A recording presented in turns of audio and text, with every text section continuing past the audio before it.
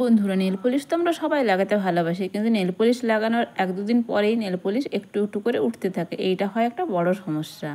তাই আজকে আমরা শিখব যে কিভাবে নেল পলিশ লাগালে নেল পলিশ অনেক দিন পর্যন্ত নখে লেগে থাকে। তো লং লাস্টিং করারে ফর্মুলা শিখব। তার মানে এটা নয় যে খুব দামি নেল পলিশ নিতে হবে। প্রথমে কী করতে হবে, যে কোনো একটা ভালো কোয়ালিটির টপ কোট নখে লাগিয়ে নিতে হবে, যাতে তার উপরে যে নেল পলিশটা লাগাতে চাইবো সেটা ভালোভাবে লেগে যেতে পারে।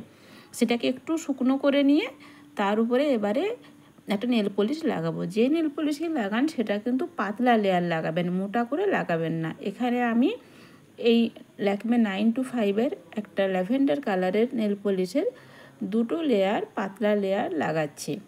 নেল পলিশের পাতলা লেয়ার লাগাবার জন্য নেল পলিশটা শিশির মধ্যে একটা সাইড পুরোপুরি চেষে নিয়ে বাকি আর একটা সাইডে যেটুকু লেগে থাকবে সেটা লাগাতে হবে, তাহলে পাতলা লেয়ার লেগে যাবে। এভাবে দেখুন আমি পাতলা লেয়ার লাগিয়ে নিচ্ছি। এরকমভাবে 2 কোট পাতলা লেয়ার লাগিয়ে নেওয়ার পরে এটা শুকনো যখন হয়ে যাবে তখন এটার উপরে আমরা লাগাবো একটা টপ কোট 2 কোট লাগাতে হবে।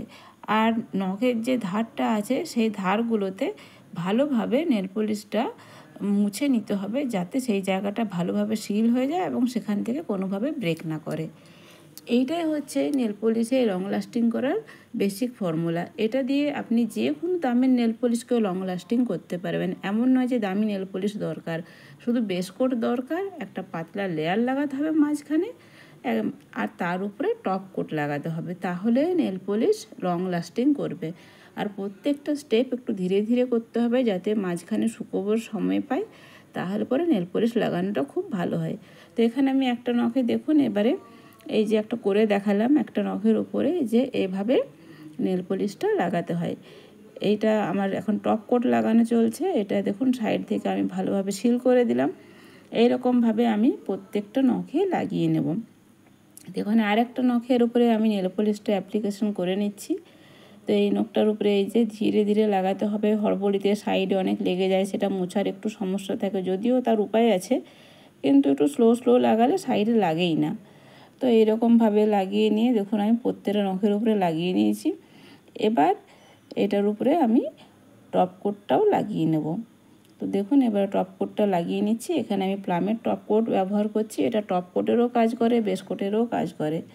এটা ভীষণ ভালো। এটা একটু দাম আছে, কিন্তু এটা একবার কিনে নিলে অনেক দিন চলে যায় আর ভীষণ ভালো। তো এখানে এই যে আমি এটা লাগিয়ে নিচ্ছি। এরকমভাবে আমি সবগুলোতে লাগিয়ে নিয়েছি। এটা শাইনটা দেখুন, এই শাইনটা হচ্ছে এর উপরেই পাওনা, এটা একটা গ্লসি ফিনিশ হয়ে চলে আসে। তো ফ্রেন্ডস, দেখা হচ্ছে পরের ভিডিওতে।